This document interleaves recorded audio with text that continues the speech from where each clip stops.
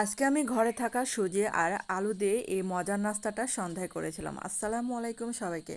আর এত মজার হয়েছিল, তো ঘরে থাকা উপকরণ দিয়ে এটা বানাতে পারবেন সহজে।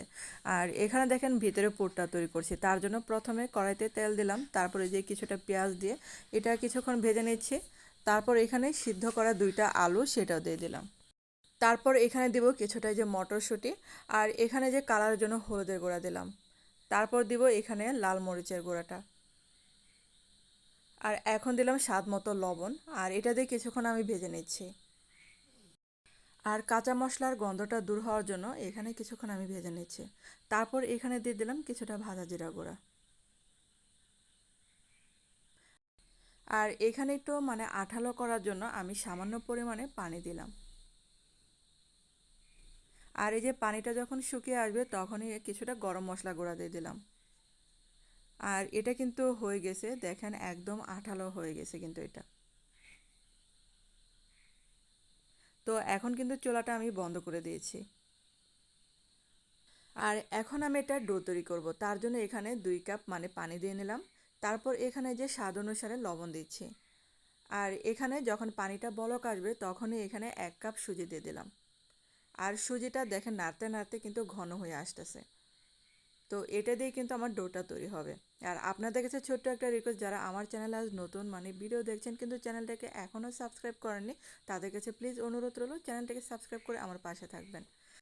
আর এখানে একটা বেটার তৈরি করছি, তার জন্য 1/2 কাপ ময়দা দিলাম আর কিছুটা তিল দিয়ে নিলাম। আর এটা হচ্ছে একদমই অপশনাল, থাকলে দিবেন। তারপর এখানে চিলি ফ্লেক্স আর স্বাদ মতো লবণ দিয়ে নিলাম। আর এই যে পরিমাণ মতো পানি দিয়ে বেটারটা তৈরি করে নেব আমি। আর এই যে বেটারটা কিন্তু তৈরি হয়ে গেছে। তারপর এদিক দিয়ে ডোটা যখন একটু ঠান্ডা হয়েছে তখন এখানে 1/2 কাপ ময়দা দিলাম, আর এটা দিয়ে আবার একটু ভালো করে মথে নিতে হবে। তারপর এখানে যে পিঁড়িতে আমি আগে থেকে তো তেল মাখিয়ে নিয়েছিলাম, তারপরে এখানে ছোট একটা ডো নিয়ে আমি একটা রুটি বানিয়ে নেব, মোটা টাইপের একটু রুটি হবে। তারপরে যে সাইড দিয়ে একটু কেটে নিতে হবে। আর এটা কিন্তু অনেক সহজভাবে আপনারা বানাতে পারবেন। তো তারপরে এখানে যে আলুগুলো একটু বল করে নিলাম, আর এই যে দেখেন সাইড দিয়ে এরকম করে আপনারা দেখে এটা বুঝতে পারবেন যে কেউ কিন্তু বানাতে পারবেন।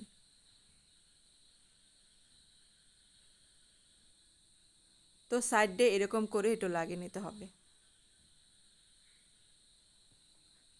আর এভাবে করে সবগুলোই কিন্তু আমি বানিয়ে নেব। তো সবগুলো কিন্তু বানানো হয়ে গেছে, এখন হচ্ছে এগুলো ভাজার পালা। তো আমি যে বেটারের মধ্যে এরকম করে ডুবিয়ে তারপর তেলে দিয়ে দিব। আর চুলার আঁচটা কিন্তু অবশ্যই মিডিয়াম আঁচে রেখে ভাজতে হবে।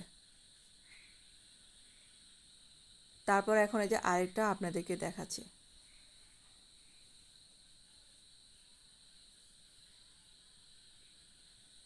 তো সবগুলো এরকম করে আমি কড়াইতে দিয়ে দিব।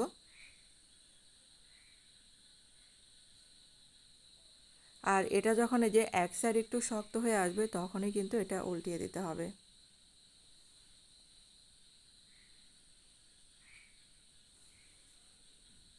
তো এগুলো কিন্তু ভাজা হয়ে গেছে, তো চুলা থেকে এখন এগুলো নামিয়ে ফেলছি।